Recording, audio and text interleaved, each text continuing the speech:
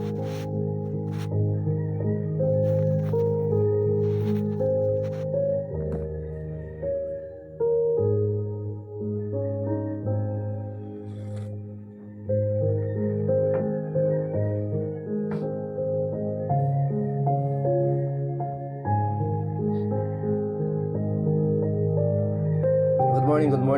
morning. Magandang umaga po sa ating lahat na impang nabigate amin. Good morning. Nandito naman po muli ang inyong lingkod, si Brother Rafi Sigaut Peng, malapit sa iyo sa programang Morning Coffee Devotion. Habang nagkakape, pinag-usapan po natin ang salita ng Diyos. Good morning Uncle Arnel Valeriano. Good morning, Kas Jeff Alonso. Good morning. Ma'am, ayan po, Ma'am Telma Harap Palcon Ednila. Maraming salamat, Ma'am Telma. Good morning po. Kas Jeff Alonso, Uncle Arnel Valeriano, of course kay Auntie Elena. Good morning. God bless you all. Peace be with you. And may the Lord will bless and guide us today. Maraming salamat po.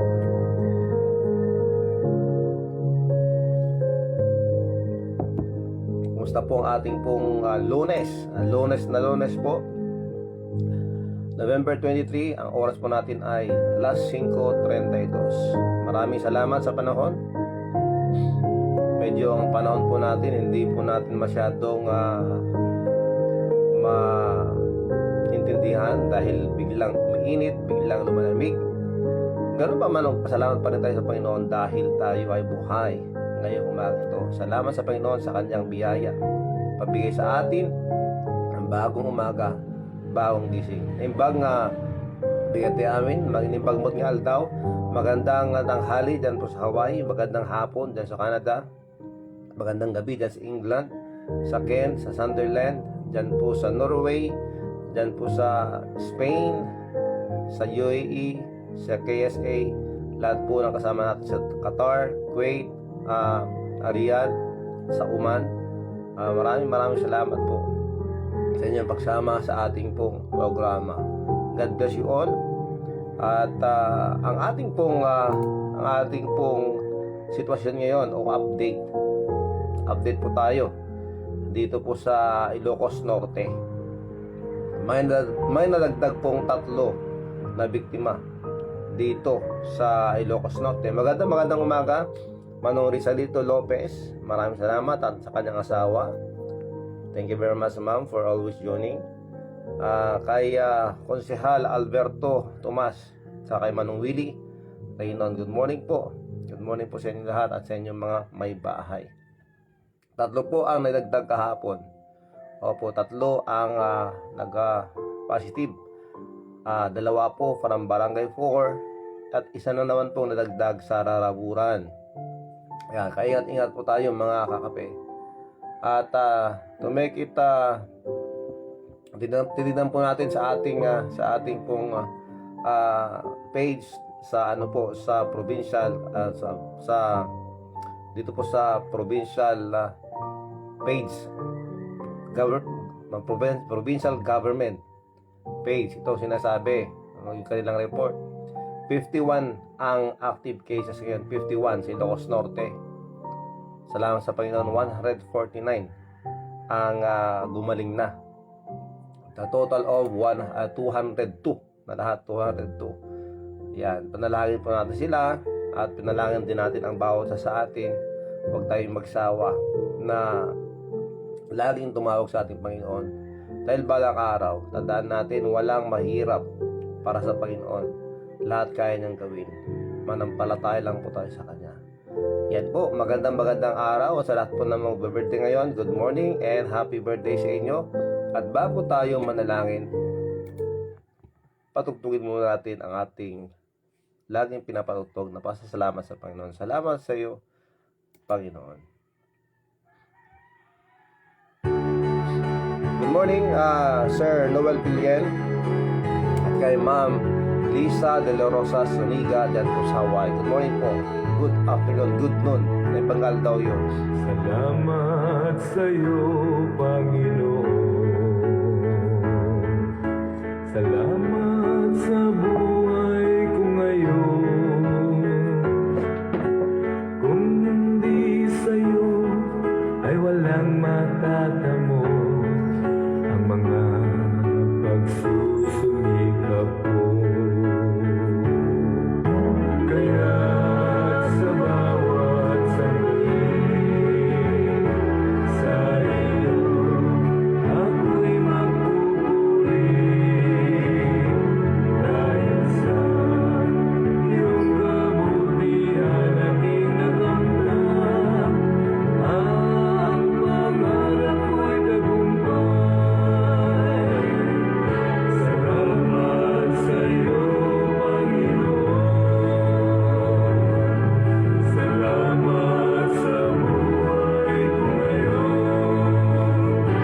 At kailanman sa iyo ay hindi magbibitaw. Sa buhay ko'y ikaw ang siyang danglaw. Salamat sa iyo, Panginoon. Salamat sa buhay ko ngayon. Kung hindi sa'yo, ay walang matatamo ang mga pagsusumikap ko. Kaya sa bawat sandali sa iyo, ako'y magpupuri dahil sa iyong kabutihan aking nakamtan. Ang pangarap ko'y tagumpay. Salamat sa iyo, Panginoon. Salamat sa nakamtan ko ngayon. At kailanman sa iyo ay hindi magbibitaw. Sa buhay ko'y ikaw ang siyang danglaw. Sa buhay ko'y ikaw ang siyang danglaw.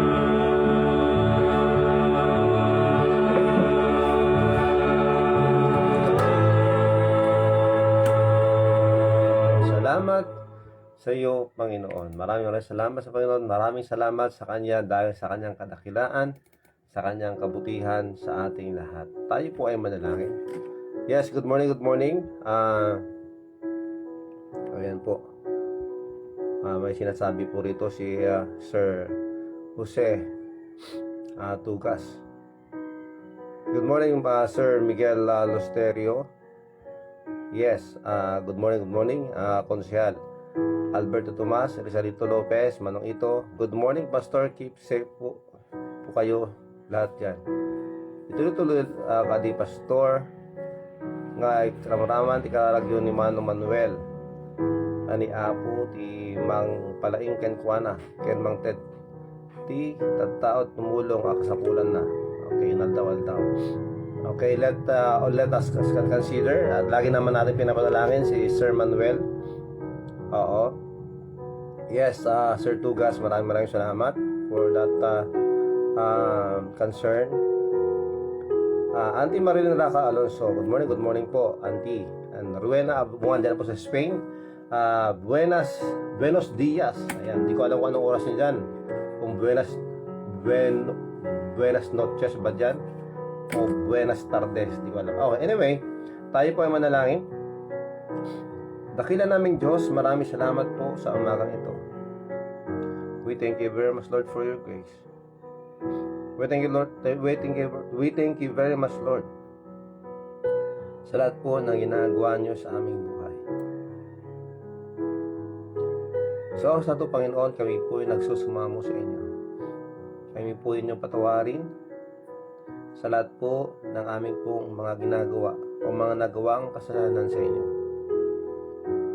Sa lahat po, Panginoon, ng mga naisip namin na hindi tama, sa mga nasabi naming masama, at sa mga galaw namin at gawain namin na hindi po nakapagbibigay sa inyo ng kasiyahan. Patawarin po ninyo kami. Nilapit po namin sa inyo bawat viewers, listeners, ngayong umagang ito, ngayong oras na ito, that you may please bless them. We don't know their situation right now. But we pray for your blessings, that whatever, Lord, the circumstances, situations they are facing right now, we pray that you may please bless them and encourage them. Maraming salamat po.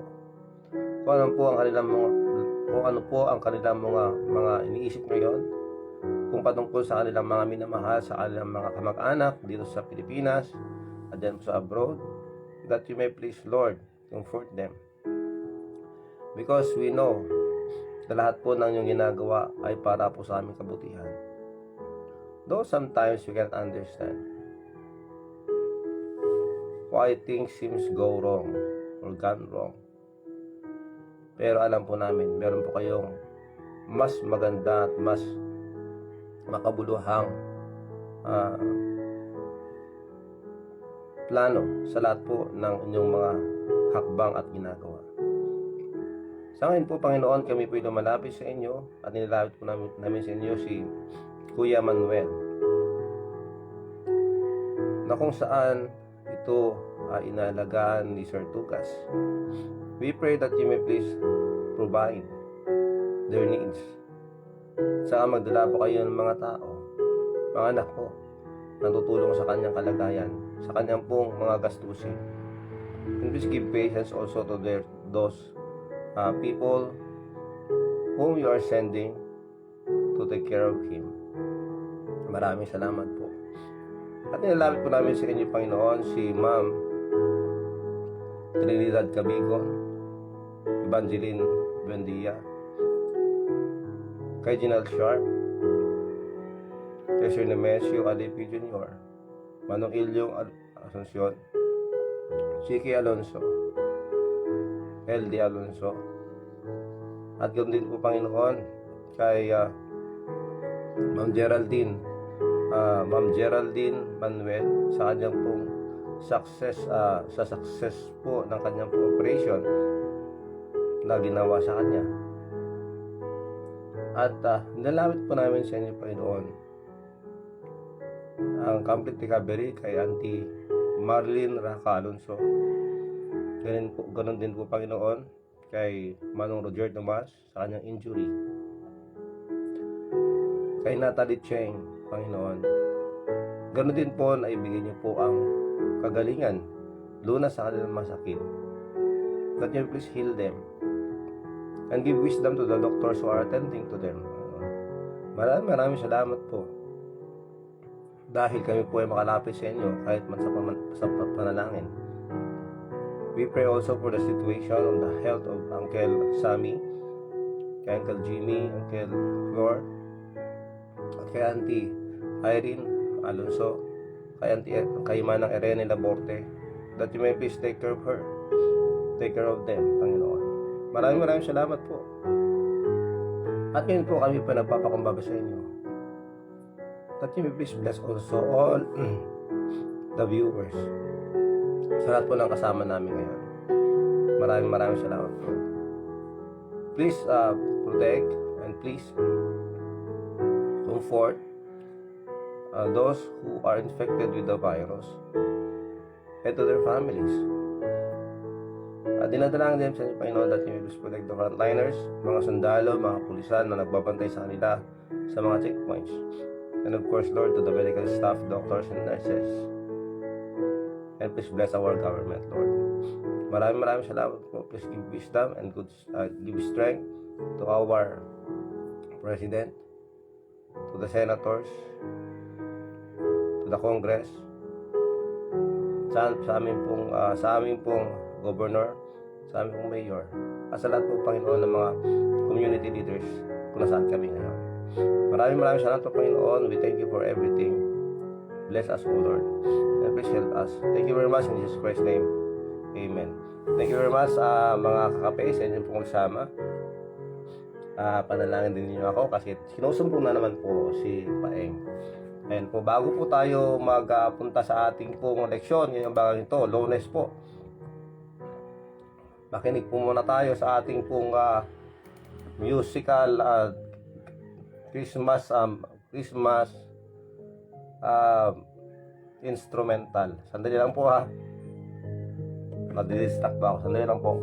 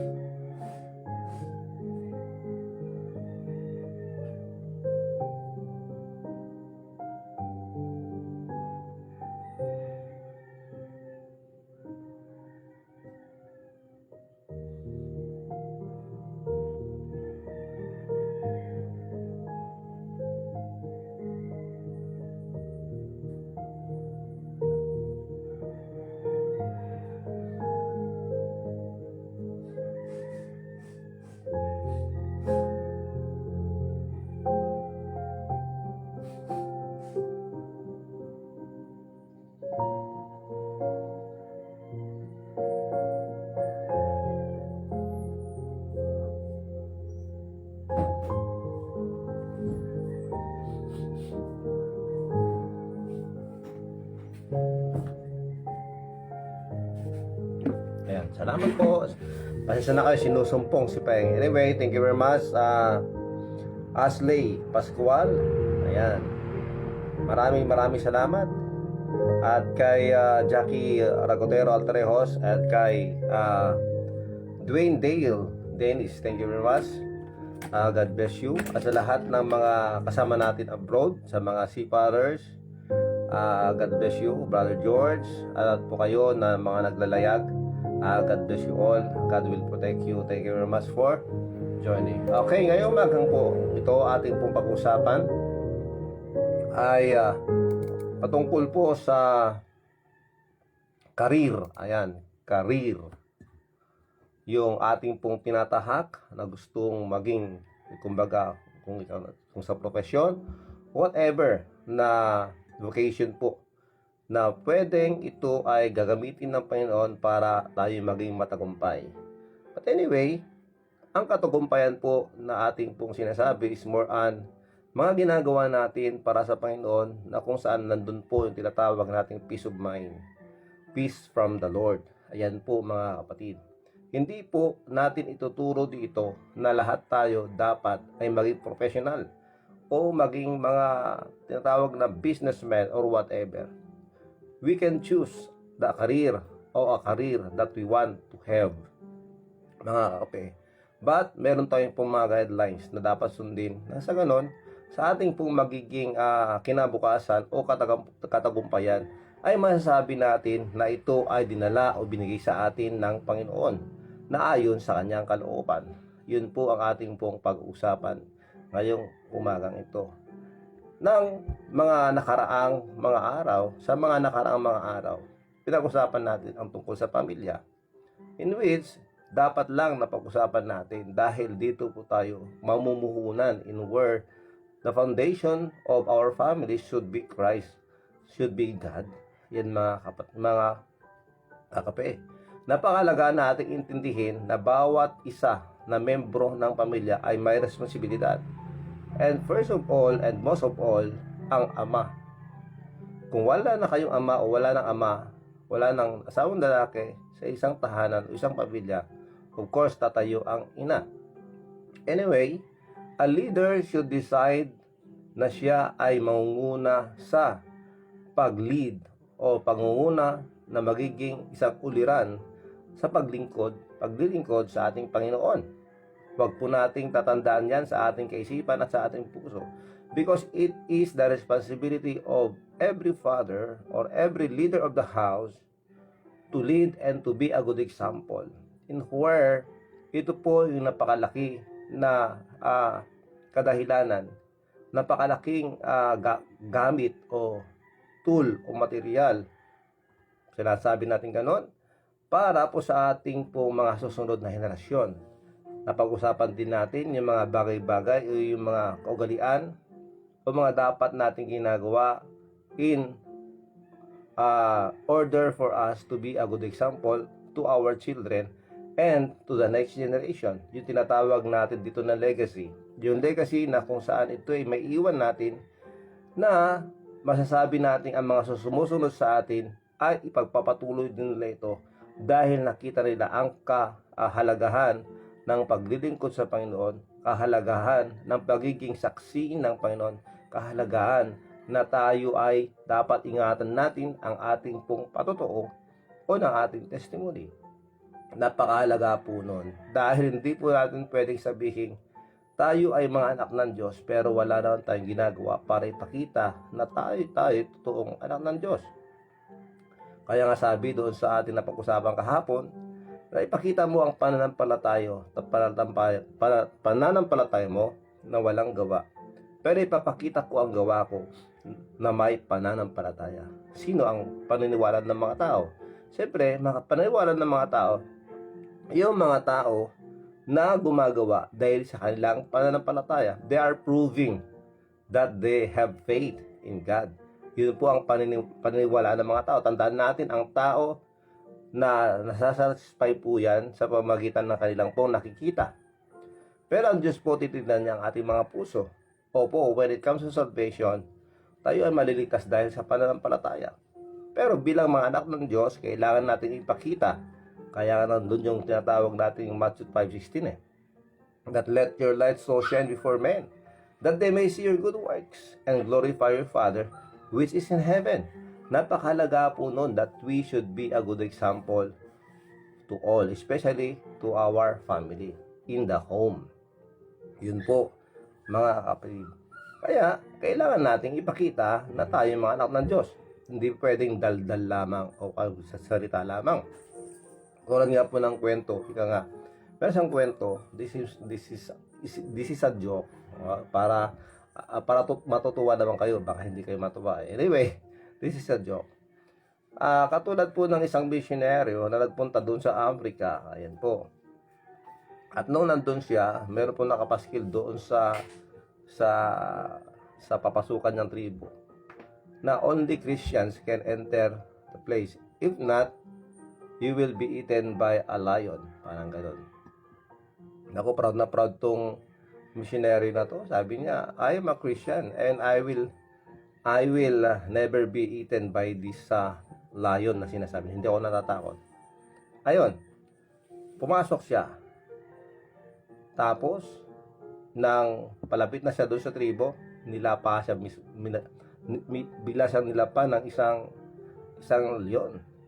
At ang nangyari, kinain siya ng leon. Sinasabi niya Kristiyano siya. Pero may iniwan ng leon. Ano iniwan ng leon? Yung kanyang bunganga. Kasi hanggang bunganga lang yung kanilang pagka-Kristiyano. Make sense? Joke lang po yun, siyempre. Pero, ang tinutukoy po natin dito, yun na yun. Kailangan natin ipakita na tayo mga anak ng Diyos, hindi lang sa pamamagitan ng ating bibig o bunganga. Kailangan nakakakitan tayo sa gawa. Anyway, ang pag-usapan natin dito ngayong katagumpayan, in which very napakalaking bagay po ito sa buhay ng isang tao. Na kung minsan, ang inisip nilang katagumpayan o yung career, yung kinakarir nila o kaya yung tinatawag nilang gustong gawin at yung tinatawag nilang vocation o profession, whatever na ginagawa nila sa buhay, gusto nilang maging matagumpay. And if they focus on it too much, wala naman tayong problema doon. Okay lang po yun. Dahil gusto po natin guminhawa ang ating pong buhay. But sa ating pag-uusapan, paano nga ba tayo magkaroon ng katagumpayan? Pag sinasabi natin nandun tayo sa isang bagay na ginagawa natin, na nandun kasama natin ang Diyos, masaya tayo, kontento tayo. Na kahit anong ginagawa natin at alam natin yun ay tama, yun ang paraan ng Diyos para sa atin, para magkaroon ng katagumpayan. Well, ang katagumpayan na sinasabi ko ay not talking about you will earn millions o yun tinatawag na magkaroon ka ng malaking savings. Hindi po yun ating pinag-usapan dito. But if that will happen, praise God. Napaganda po nun. Pero ang ating pag-uusapan ay makukuha po. Kasi nga po, hindi po natin alam sigurado yung kinabukasan o mangyayari bukas. O sa mga susunod na mga araw o mga buwan o mga taon. Do we have many plans in lives? Opo, hindi po natin matatanggal yan. We have so many plans. But some don't. O, diba? Ngayon, ito po ang ating pong babasahin. Sa ating pong text ngayon ay Jeremiah 29:11. Ito pong sinasabi, mga kapatid o mga kape.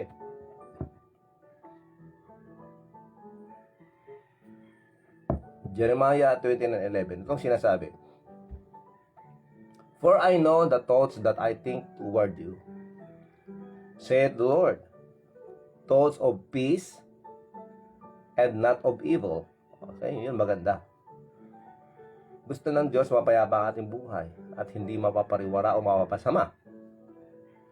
To give you an expected end. For I know the plans I have for you. May plano ang Diyos sa bawat sa atin at alam niyo yun. Declares the Lord. Plans to prosper you and not to harm you. Yun po ang plano ng Diyos. To prosper us. And again, prosperity. Hindi po natin, ang tinutukoy po natin dito, hindi lang po tungkol sa material na bagay. It's more on, we are doing the things in which we have peace and we are content. At masasabi natin, our life is fulfilled and prosperous sa pamamagitan ng ganong kontento tayo. At tayo nagpapasalamat palagi sa Diyos sa kanyang binibigay and how God provides everything for us sa vocation o sa ginagawa natin o sa anumang ginagawa natin sa buhay. Mga profesyon, ano pa man yan, na binigay sa atin ng Panginoon na abilidad, kapabilidad, that we know that God is with us doing those things and we have peace doing it. That is what we call tagumpay, katagumpayan sa buhay. Napaka babaw lang po na pag-usapan. But if God will prosper you with material things, praise the Lord. Anyway, plans to prosper you and not to harm you. Plans to give you hope and a future. Ayan po. Tandaan natin, the best future that we have is the future of the life after this life. Yan po, tandaan po natin yan. Ang ating pong laging itanim sa ating isipan, we are only manlalakbay, we are only pilgrims, we are only traveling o mga travelers lang po tayo dito sa ibabaw ng lupa. Tandaan po natin yan. Yan po ay napakahalaga na itanim natin sa ating isipan dahil hindi po rito yung final destination natin. God prepared a place for us and praise God for that. That's why sabi nga ng Diyos, let not your heart be troubled. You believe in God, believe also in me. Bakit nandito kasi sa lupa, mga kapatid? Nandito ang sakit, o nandito ang virus, nandito ang mga problema. Napapagod tayo. Kailangan natin magtrabaho para mabuhay. Ganun po. Maraming mga hinaharap, maraming mga problema dito. Pero sabi ng Diyos, let not your heart be troubled. Tayo nandito dahil may kalooban ng Diyos na dapat natin gawin. Dahil ang tao po ay tinalikuran ng Diyos dahil sa kanilang sariling kagustuhan. And by that, nandito po tayo, nalaman po natin ang katotohanan, tayo po ay nagsitanggap sa Panginoon, nanumbalik sa Panginoon, at ngayon po tayo na ay nagsisilbing ilaw sa mundong ito. And that's the reason why we are still here. Not to pursue or not to dream about having material things. Though we cannot remove that in mind, hindi po yun yung talagang dahilan kung bakit tayo narito. Having food and raiment, therewith let us be content. Yan ang sabi ng Diyos. Makontento tayo sa lahat na mga pinaprovide ng Diyos sa ating buhay. Though, ginamit natin ating abilidad, but Diyos pa rin nagbigay sa atin noon, mga kapatid. Yung ating pong buhay at kalakasan, napuhulan natin, nanggaling na sa Panginoon. Everything that we have ay pinagkatiwala ng Diyos sa ating buhay. Kaya, ang sinasabi natin ito, the main thing that we need to do is to be a light of this world. Dahil tayo nga po ay ilaw. Mula nung tinanggap natin ang ilaw na si Jesucristo sa buhay natin. Kaya kailangan nating mag-ilaw o maging ilaw, maging saksi And that is our main purpose. That is the main na dapat ginagawa natin. Whatever your career is or profession is, whatever na ginagawa natin, tandaan natin, God wants to use you and God wants you to be a light, to be an example to others, so that these people around us we can draw them sa ating Panginoon Kristo para mailapit natin sila sa Panginoon Kristo. Yan po ang ultimate goal ng ating Panginoon kaya tayo nabubuhay. Yun po ang dapat nating ginagawa dahil ito po ay tama. Now, sa pagdating po sa tinatawag nating katagumpayan ng bukas o kinabukasan, ito ang sinasabi ng Diyos. Alam ko ang plano ko para sa iyo. Ang plano ko ay bigyan ka ng tagumpay at hindi kita pahirapan o hindi kita sasaktan. And I will give you peace and hope para sa iyong future. Sapagkat nalalaman ko ang mga pag-iisip na aking iniisip sa iyo. Sabi ng Panginoon, pag-iisip tungkol sa kapayapaan, peace, at hindi tungkol sa kasamaan, upang bigyan kayo ng pag-asa sa inyong huling wakas. Ayan po. Bakit ito sinasabi ng Diyos? Kailangan nating malaman na ang plano ng Diyos sa atin ay para sa ating ikabubuti. Dahil marami pong plano ang bawat isa sa atin na kung minsan din natin alam kung ano ang mangyari o kahinatnan. Proverbs 16:9. A man's heart deviseth his way. O, di ba? Meron tayong sariling gusto, may sarili tayong plano sa buhay. Pero sinabi rito, but the Lord directed His steps. Kung tayo po ang ating pong puso ay tama sa Panginoon at gusto natin siyang paglingkuran, gusto nating paligayahin at masiyahan ang Diyos sa ating buhay, siyempre sabihin natin sa Kanya, Lord, alam ko po na sa inyong kamay ang aking kinabukasan. And now, I am coming to you. I will put my trust in you. I trust you, O Lord. Kayo po ang magdadirect sa akin. Sumunod lang po ako sa inyo. And the Lord will direct our steps. Tandaan natin, kahit anong mangyari sa ating buhay, sa ating pong buhay na tinatahak, mayroon po mga obstacles yan. Marami po tayong haraping mga pagsubok sa buhay. Sa ating harapan, habang tumatakbo, nagpapatuloy sa landas ng buhay para sa Panginoon, and our target is the finish line, and we need to look after Jesus. Kailangan ang Panginoon sa Kristo ang ating pong inspirasyon kung bakit tayo tumatakbo sa ating pong buhay, sa landas ng ating buhay para sa Kanya. Pagdating natin sa finish line, yun na yun. Babay na, earth, sa Panginoon na ako. Salamat sa Panginoon sa pag-asa, sa buhay na walang hanggan na binigay sa atin dahil sa pananampalataya natin sa Panginoon sa Kristo. Ang tanong, tinanggap mo na ba talaga si Kristo sa buhay mo? Kinilala mo na ba siya bilang yung Panginoon tagapagligtas sa buhay mo? Ibig sabi ng Panginoon, mga kapatid, bago tayo makakalayo sa ating pinag-usapan dito na ating topiko tungkol po sa katagumpayan, sa karir, sa kinabukasan, sa bukas, yan mga kapatid, pinakamahalaga sa lahat yung relasyon natin sa Panginoon. Tinanggap mo na ba si Kristo sa buhay mo bilang yung Diyos, Panginoon, tagapagligtas? Ang sabi ng Panginoong Diyos sa kanyang salita, walang matuwid, walang perfect na tao, tayong lahat ay nagkasala. Lahat tayo ay makasalanan. We should accept that and admit that because that is the truth. Dahil ang sinabi ng Diyos, lahat tayo makasalanan nga, dapat tanggapin natin yon dahil mismo ang Diyos ang nagsasabi sa atin because God knows our heart. Alam ng Diyos ang ating pong puso. Alam ng Diyos kung ano po ang takbo ng isip natin. Which, pag sinabi pala natin ay wala tayong kasalanan, we are only lying to ourselves and we make God as a liar. Because God says so that we are sinners. And we should not debate about that because we know ourselves that we did something that is not pleasing unto the Lord. Dahil yun po katotohanan. tayo po ay makasalanan. At dahil po sa ating kasalanan, for the wages of sin is death. Yun ang sinabi ng ating Diyos. Nang dahil po sa ating kasalanan, tayo po ay mapaparusahan doon po sa impyerno. Yan po sinasabi ng Diyos. Hindi po ito tale o kaya'y kwento lamang o kathang isip.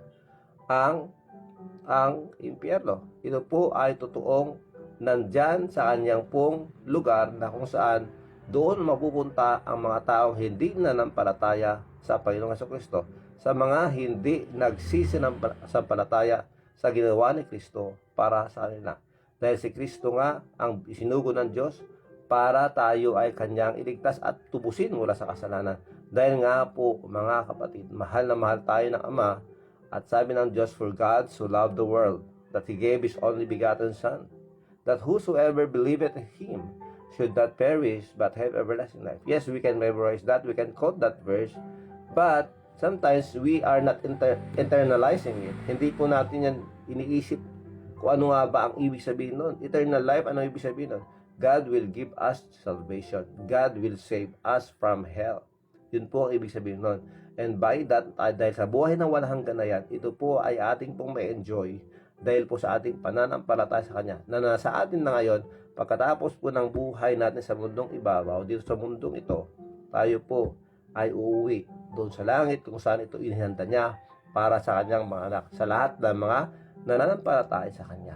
Kaya ngayong umaga nito, if you are not yet sure of your salvation, at hindi mo pa tinanggap si Kristo sa buhay mo, why not open your heart this morning or this hour and accept the Lord Jesus Christ as your Lord and personal Savior?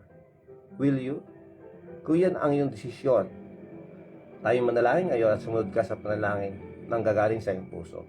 Sabihin mo sa Kanya nang gagaling sa iyong puso. Sabihin mo, Panginoong Jesus, patawarin mo ako sa aking mga kasalanan.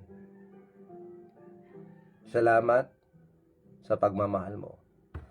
At ngayon, binubuksan ko ang aking buhay, ang aking puso para sa iyo. Tinatanggap kita bilang aking Panginoon at tagapagligtas. Salamat, Panginoong Jesus, sa pagligtas mo sa akin. Salamat sa pagpapatawad mo sa aking mga kasalanan. Salamat na ako ay tinanggap mo bilang anak mo. Salamat, Panginoon, sa pangalan ni Jesus. Amen and amen. Kung ikaw ay nanalangin sa pamamagitan ng iyong pananampalataya ng galing sa iyong puso, ang sabi ng Diyos, sa lahat ng nagsinanggap sa Kanya ay binigyan niya ng buhay na walang hanggan at tayo nagkaroon ng karapatang maging anak tayo ng Diyos. At tayo tinatawag na mga anak ng Diyos. Purihin ang Panginoon. God bless you and congratulations dahil tinanggap mo siya sa buhay mo. Now, we will proceed to our topic. Kailangan nating malaman at intindihin na may plano ang Diyos sa buhay natin. At ang plano na yan ay hindi tayo dalhin sa ating pong kasamaan sa ikakasama ng ating buong buhay, but God has plans for us to prosper us with peace. Ayan po, nagkaroon po tayo ng kapayapaan habang ginagawa natin ang mga bagay-bagay kung saan ito yung ating magiging career na dito tayo magtatagumpay sa awa ng Diyos, sa biyaya ng Diyos. Tandaan natin, I'm not teaching you that you will have millions, thousands, but at least you are there focusing on your career that God and where God brought you. Doon tayo mag-enjoy sa ating ginagawa, and we know that we have peace in life because we know yan po ang itinalaga ng Diyos sa ating buhay. At ito po ang gagamitin ng Diyos na way para mas lalo po tayo magiging helpful at magiging useful pagdating po sa plano ng Diyos sa buhay natin in where we need to be alive. Maging saksi po tayo. Let us share the Word of God to others. Tandaan po natin yan. Sharing the Word of God is very important. That's why we need to start or begin. If we know something about the Word of God, why not open it and share it to your friends, to your loved ones? Nahiya ka? Normal lang po yan. Pero, pag ating sinimulan ito, tayo po ay masasanay at maging blessing po tayo sa iba. Dahil because of sharing the Word of God to them. Okay, yan po. Habang tinatahak po natin ang ating pong buhay patungo sa ultimate goal ng ating Panginoon sa ating buhay, patungo sa kung saan gusto ng Panginoon na tayo magpa-prosper, kailangan nating tingnan at basahin, alamin, aralin ang mga guideline na ating pong pag-aaralan ngayon. Ayan. So, tandaan natin sa ating pong buhay, hindi po lahat madali. But kung darating man yung panahon na tayo ay nahihirapan, yung hindi natin na anamang gagawin dahil sa mga nangyaring negatibo sa ating pong buhay na hindi natin nagugustuhan, pero darating at darating yan. As we have learned before, we cannot change the situations and circumstances that we come to our lives. But at least, we can change our actions and our reactions. Yun po, mga kapatid.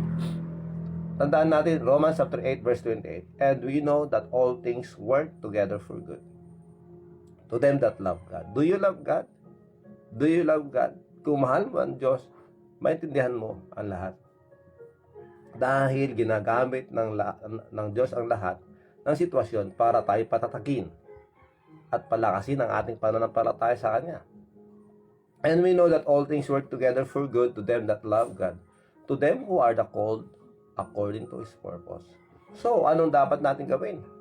Habang narito sa lupa, habang hinihintay natin yung katugumpayan na gusto ng Diyos na iparating sa ating buhay. Number 1, make the best of things. Make the best of things. Gawin mo ang lahat ng iyong makakaya with God. Dapat yung ginagawa natin, yung best natin, binibigay natin. Pag may pinapagawa, may dapat tayong gawin. Pag halimbawa sa trabaho, gawin mo lahat ng iyong makakaya sa trabaho. Kung binigyan ka ng Diyos ng business, gawin mo lahat na makakaya mo para sa business na yan. Siguraduhin mo na ang ating ginagawa ay tama. At ito ay katanggap sa Panginoon. Kung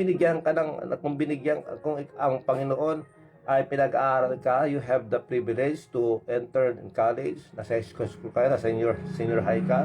Kung ikaw ay nasa elementarya, do your best. Kailangan nating ibigay ang ating lahat para dyan dahil nga binigyan tayo ng Panginoon ng abilidad, binigyan tayo ng Panginoon ng kapasidad na kung saan, mga kapatid, ito ay ang ating pong puhunan na ibinigay sa atin ng Diyos. Iyan ang pinagkatiwala ng Diyos sa iyo. So do your best. Hindi po pwede rito yung patamad-tamad. Do your best, mga kapatid. Kailangan natin gawin yan. Tandaan natin yan. Do your best. Make the best of things. Napakahalaga po nun. Diba? Now, Psalms 37:23. Ito ang sinasabi. The steps of a good man are ordered by the Lord, and He delighted in His way. Diba? Lahat ng hakbang ng mabuting tao ay inayos ng Panginoon. So, lahat ng ginagawa para natin na maganda, lahat ng ating tinatahak na maayos, yun po ay dahil sa Panginoon. Kaya napakaganda po ng mga kapatid. At natutuwa ang Diyos dito. Colossians chapter 3 verse 23. And whatsoever you do, do it heartily as to the Lord, and not unto men. Kahit ano ang ginagawa mo, gagawin mo yon sa buong puso para sa Diyos. Gagawin mo yon ng buong puso para sa Diyos, hindi para sa tao. Yun ang mali natin minsan. Dahil our inspiration is men. Pag sinabi natin ang ating sawa, of course, pwede naman. Ang ating mga anak, pwede naman yon. At sa mga young people o sa mga kabataang nakikinig, kung na may nakikinig sa inyo mga young people, ang inspirasyon natin ay mga magulang natin at mga kapatid natin, maganda po yun. But we need to set our hearts na ginagawa natin to. Whatsoever you do, do it heartily as to the Lord. Gagawin natin lahat ng bagay. Inspirasyon natin para sa ating mga inspirasyon natin, ang ating mga magulang, ang ating mga kapatid, para sa Diyos, okay lang po yun. Kaya wag lang tayong magkaroon ng tinatawag na maling motibo sa ating ginagawa. Ang sabi ng Diyos dito, gagawin natin lahat ng bagay para sa Diyos at hindi para sa tao. Dahil Ephesians chapter 6, verse 6 and 7, ito sinasabi. Not with eye service, hindi pakitang tao as men pleasers, o hindi rin lang yung yung tawag dito, kinukuha mo ang pansin ng mga tao. Not with eye service, hindi pa kitang tao, hindi rin nagpapapansin sa tao. But as servants of God, bilang mga lingkod ng Diyos, doing the will of God from the heart. Gawin natin ang kalooban ng Diyos sa ating puso, na galing po sa ating puso, with goodwill, doing service. Tama ang ating ginagawa. Good service, doing service as to the Lord and not unto men. Yan po yun. Kaya kailangan gawin natin lahat ng best natin sa mga ginagawa natin na tahakan. Sa binigyan ka ng Diyos ng trabaho, binigyan ka ng business, meron kang konting ginagawa sa buhay na alam mo ito yung dahilan o yung paraan ng Diyos para ikaw ay magkaroon na alam nating mabuti, mga kapatid. Ang sabi ng Diyos, gawin mo ito para sa Kanya. Gawin mo ito para sa Kanya. Do your best. Gawin mo lang, do your best, mga kapatid. Okay, pangalawa, habang ginagawa natin ang ating best, pray where you are. Kung saan ka ngayon, kung nasa business ka, nasa trabaho ka, ikaw ay isang biyahero, driver ka, ikaw ay pahinante, ikaw ay janitor, ano man ang binigay sa iyo ng Diyos na trabaho, o ano man ang sitwasyon mo ngayon, kung ikaw estudyante pa lang, kailangang manalangin ka palagi. Kailangan natin manalangin palagi. Pray where you are. Kahit alam po ang yung katayuan ngayon, yung sitwasyon mo ngayon, kung ano ang kalagayan ng buhay mo ngayon, manalangin ka. Manalangin tayo palagi. Ang sabi ng Diyos, pray without ceasing. Manalangin ka na huwag sumuko, huwag huminto. Ibig sabihin nun, hindi ka magsasawa. Hindi tayo dapat nagsasawa na nananalangin. Dahil tandaan natin to, mga kapatid, praying is saying we are depending upon God. We are not depending on our own might, but we are depending on God. Dahil kahit gaano tayo kalakas, kahit gaano tayo katalino, kung ang ginagawa natin ay hindi kalooban ng Diyos at hindi tama, hindi po nakapagbibigay sa atin ng kapayapaan sa buhay. But if we do things for God, at ito ay hinihingi natin sa Panginoon yung kanyang direksyon at kanyang gabay, magkaroon po tayo ng tinatawag na kapayapaan habang nabubuhay na tumatahak sa landas ng ating bubuhay. Pray without ceasing. Colossians 4:2. Continue in prayer. Ito sabi ng Diyos. And was in the same with thanksgiving. Habang nanalangin ka, habang napapatuloy kang nanalangin, nagpapatuloy ka rin nagpapasalamat sa Panginoon. Tandaan natin to merong itong connection sa ating buong buhay. Ang taong mapagpasalamat ay laging masaya. Ang taong hindi marunong magpasalamat laging nakasimangot. Ayan po yun, mga kapatid. Kaya, in order for us to have a dark face or whatever you call it, kailangan nating magkaroon ng gratitude, gratefulness. Ayan po. Para lagi po tayong masaya.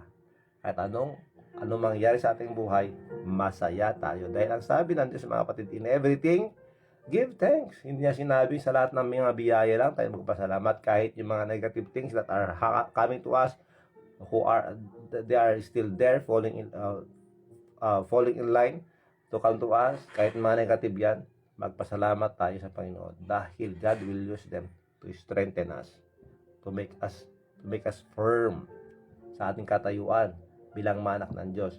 That's why we need to be a good example. Romans 12:12. Rejoicing in hope. Nagagalak tayo sa pag-asa. Patient in tribulation. Pasensya sa mga paghihirap. Okay? Yung mga kailangan nating magtiis sa paghihirap. Continuing instant in prayer. Magpatuloy lang sa pananalangin. So, number 1, make the best of things. Gawin natin ang best natin sa lahat ng ating ginagawa, whatever. Number 2, kailangan nating manalangin kung ano ang kalagayan natin ngayon, kung saan man tayo ngayon, ano mga sitwasyon ng buhay natin ngayon, kailangan nating manalangin. Pangatlo, ito ang dapat nating dito tayo magiging dapat vigilant, maging listo tayo rito. Beware the wrong voices. Maraming mga pumapasok sa ating isipan na mga suggestions. Suggestions ng mga kaibigan, suggestions ng ibang tao, suggestions ng mga boss, suggestions ng mga magagaling na tao, suggestions ng mga philosopher, whatever. Ang dami-dami nating matutunan, ang dami natin maririnig. Pero tandaan natin ito mga kapatid, let us be aware. Beware of the wrong voices. Baka kung sila ay ating pakinggan, baka lalong magiging mahirapan tayo sa landas ng ating buhay. Ay napakahalaga mga kapatid. Ay sinasabi dito sa aklat ng Proverbs. Listen to your authorities and seek counsel from the right persons and ponder upon their thoughts. Kailangan pag-aralan natin, isipin natin yung mga sinasabi nila sa atin kung ito ba ay tama na dapat nating isabuhay o i-practice sa ating buong buhay. Proverbs 19:21. There are many devices in men's heart. Maraming mga kung magpapa-counsel ka lang sa mga tao, marami silang masasabi, di ba? Kaya dapat piliin natin yung mga taong kung saan tayo nagpapa-counsel. Legit ba? O ano? Kung yung people ka, may problema ka sa love life mo. Love life mo. Huwag kang magpa-counsel doon sa kapwa mo yung people na in love din na katulad mo. Dapat punta ka sa mga magulang mo, doon sila the best person in where you can ask for advice when it comes to love life. O, diba? Dahil sasabihin ng best friend mo, kung ano nararamdaman mo, follow it, just follow it. Kung feel mo, tama, itong feel mo, nag-enjoy ka, just do it. Yun ang sabi sa'yo, ginawa mo naman, nasira tuloy ang buhay mo. Kaya kailangan nating mamili ng ating mga advisors o ng ating mga counselors sa ating buhay. So, there are many devices in men's heart. Nevertheless, the counsel of the Lord, that shall stand. So, seek the Lord. Ibig sabihin mga kapatid, basahin natin, aralin natin ang salita ng Diyos. Ano bang sinasabi ng Diyos pagdating sa mga bagay-bagay na ito? That's why we need to stay focused on the Word of God.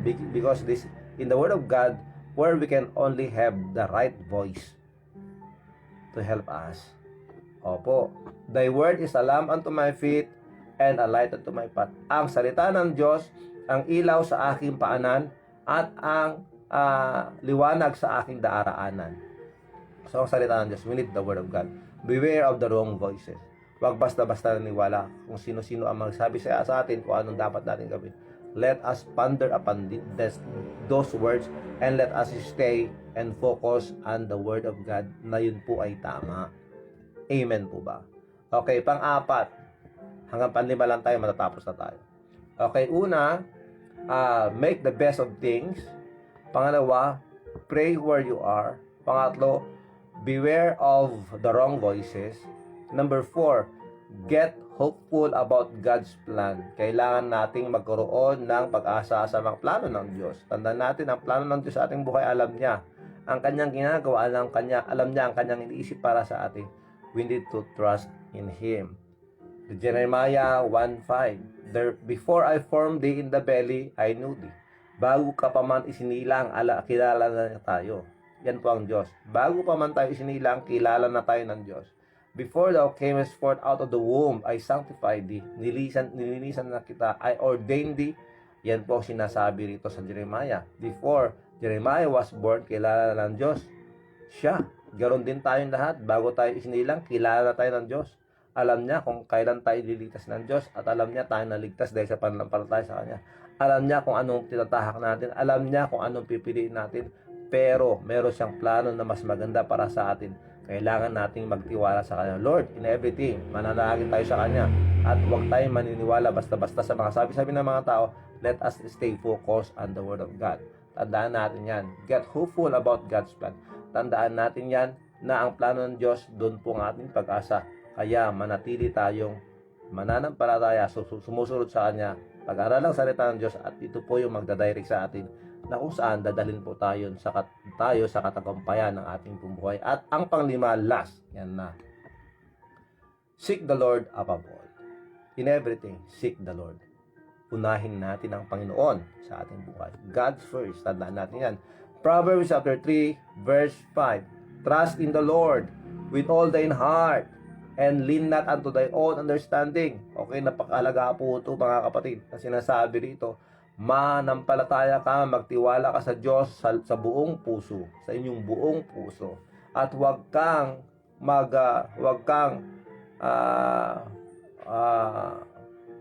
makontento kung ano yung nasa isip mo lang. Lean not unto thine own understanding. Opo. Huwag tayong kumpiyansa sa ating sariling kaisipan. Yan ang sinasabi dito.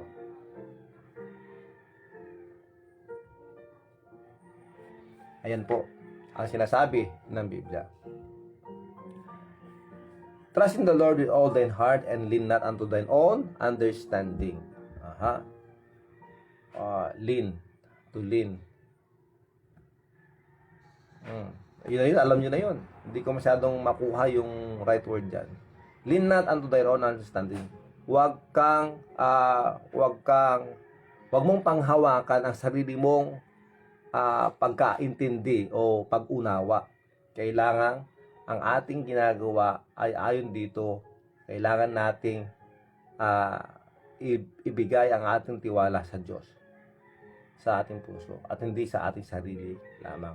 In all thy ways acknowledge Him, itong sabi ng Diyos, and He shall direct our path. Sa lahat ng ating ginagawa, dapat atin siyang laging tinatawagan at ina-acknowledge bago natin gawin ang lahat, bago tayo magtinda, bago tayo magbiyahe, bago tayo pumasok sa trabaho, bago tayo magsimula sa eskwela, bago tayo kumain.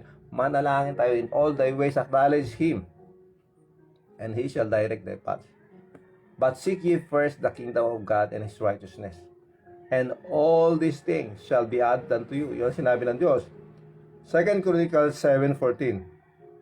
If my people which are called by my name shall humble themselves and pray and seek my face and turn away from their wicked ways, then I will hear from heaven and I will forgive their sin and will heal their land. Yan po. Dito po tayo magkaroon ng katagumpayan sa buhay. Una, kailangan natin gawin yung sinasabi rito, make the best of things. Pangalawa, pray where you are. Pangatlo, beware of the wrong voices. Pang-apat, get hopeful about God's plans.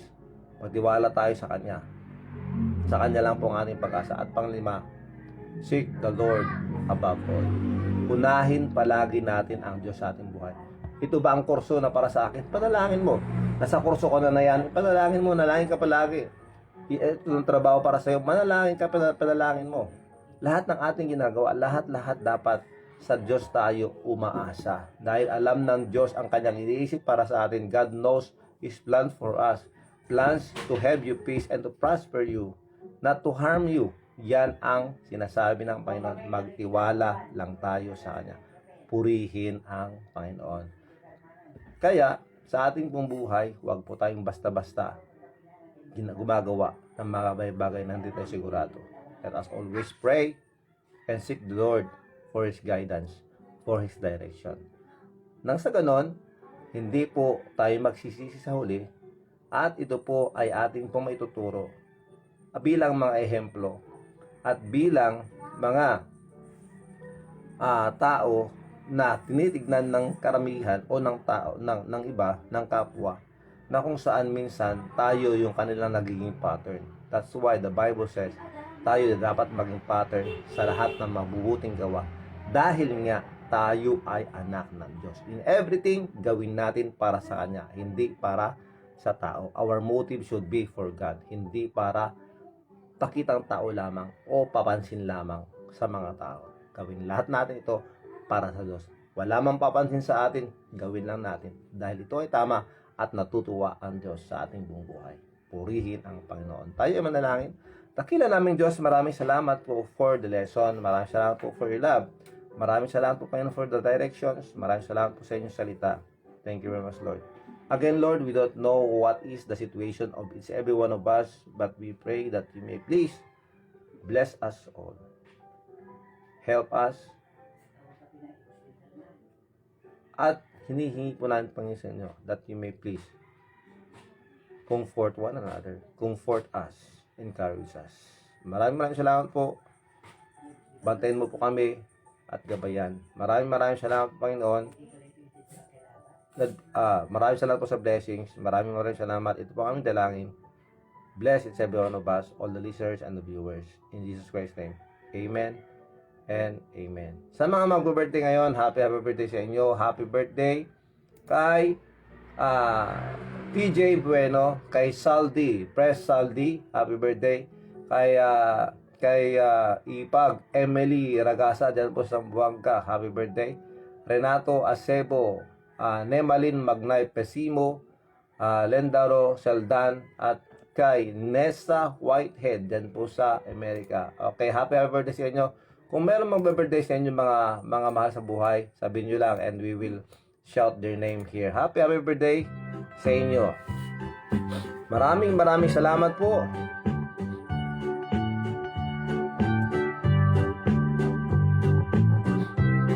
Happy birthday sa lahat po ng mga birthday ngayon. God bless you with good health and more birthdays to come.